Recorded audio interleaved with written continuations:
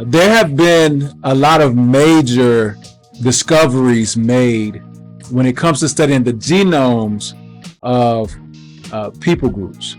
Although I'm not a biology scientist, although I'm not a DNA biologist, I'm still going to make the attempt to see if we can decode Genesis 10.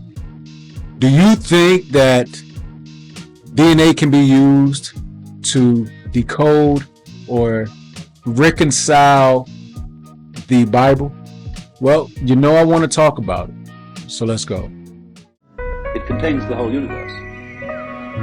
So in the same way, the state of mind of the person who is truly enlightened is not empty. Welcome to the Ready Brew. My name is T. Edge, and before I get started, I want to put out the disclaimer that I do not support any type of racism. I don't support anti-Semitism. I don't support any type of superiority doctrine. I don't care if you're conservative or liberal. I don't care if you're right wing or left wing. I don't deal with any type of or putting anybody down. We're all brothers. We all descend from the same lineage. We just have different backgrounds, different, as in the DNA world, different haplogroups. So I'm going to ask, as always, that if you feel that you can debunk this information, please feel free to, but attack the information and not the presenter. Please leave your comments. I do welcome the feedback of those who don't disagree, just as much as I welcome the feedback of those who do. To all of my new followers, thank you for supporting the channel. To all of the people who have watched the videos and have not yet decided to subscribe, I'm going to encourage you to go ahead and, after this presentation, go through some of the older content, see what you like. If you do like and you find the content and the channel beneficial, turn your phone to the side, click my little watermark here in the corner and become a subscriber. And don't just subscribe, but pass the content on. Encourage friends and family to subscribe. I want to get this message out because I think it's important to make note of what and who we really are when it comes to this thing called mankind. When it comes to decoding Genesis 10, and can the DNA and the Bible be reconciled? What this is not, it is not an attempt to bash other people groups. It's not an attempt to make any other people group superior. It's not an attempt to make my people group superior at all. This is not an attempt to embarrass or disparage any other people group. What this is just a theory. This is a theory that I have, that the Bible can indeed be reconciled with DNA.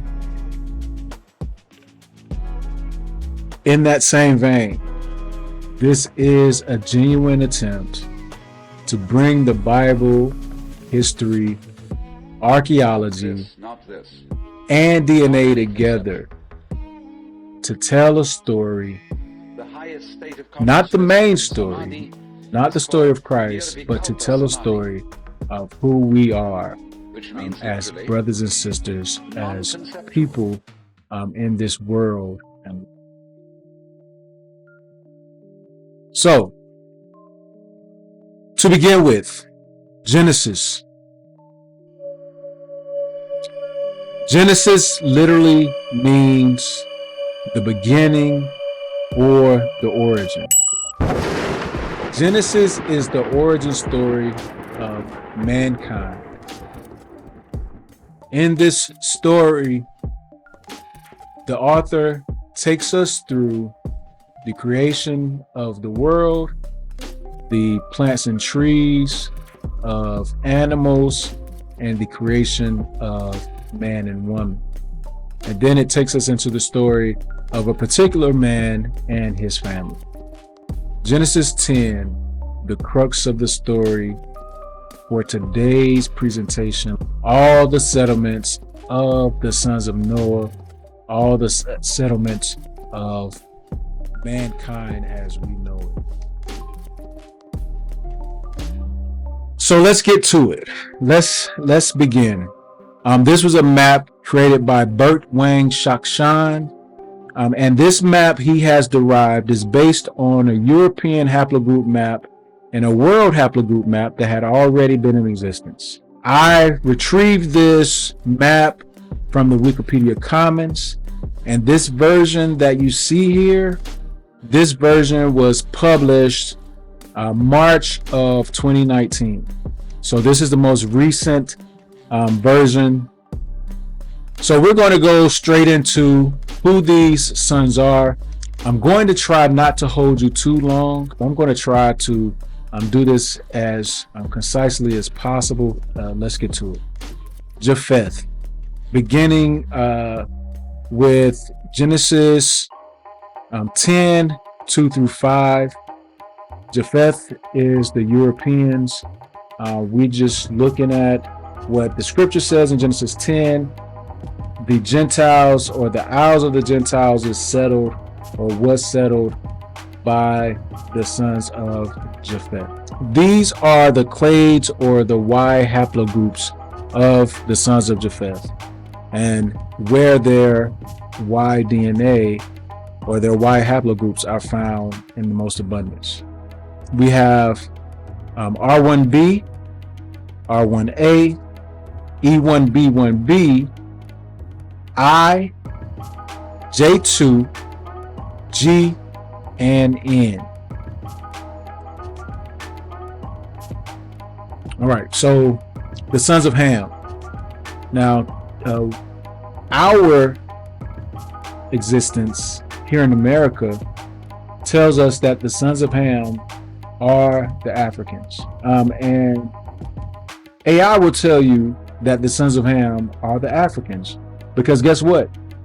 AI is only trained by the knowledge that is already in existence. But the scripture tells us who the Hamites are. Genesis 10, verses 6 through 20. But it tells us that the sons of Cush settled the area known as the land of Shinar. We have Babylon, Assyria, Nineveh, and Acadia that are mentioned in the scripture. Mitzrayim. Now, Mitzrayim, in the black community, we're familiar with Mitzrayim. We've been told for a very long time that we are the descendants of Mitzrayim, or the Egyptians. But in actuality, the Egyptians are related to the people who are from Iraq, Iran, India, those parts. And Mitzrayim had Ludim, Anamim, Lahabim, Naphtahim, Pathrasim, and Kaslahim, out of who came the Philistine, who Goliath descends from. I believe that Mitzrayim settled what is known as North Africa.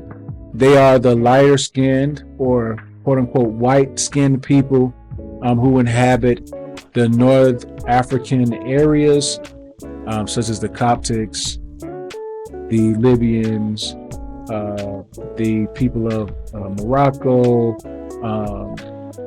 all of those people, I honestly believe, come from Mitzrayim. They are akin to the sons of Cush, which were and are the Iraqis or Babylonians, the Persians or Iranians and Indians. The Bible also tells us who the Canaanites are. Sidon to Gaza, back across the Jordan, in that territory, you had the Amorites, You have the Hittites, so on and so forth. Esau married Canaanite women. His wives, the Bible tells us, were Hittites. The children of Ham are those who settled the coastal territories of Africa, what is known as the Middle East, and the area known as Mesopotamia. These are the Hamites.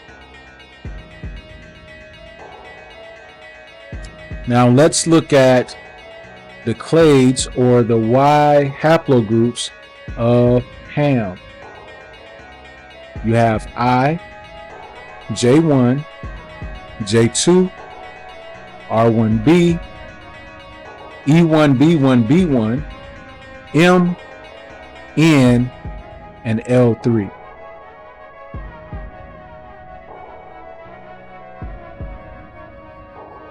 Now, Shem. If you've watched my last video series, Semite Games, I laid out who I believe the Shemites are based on scripture.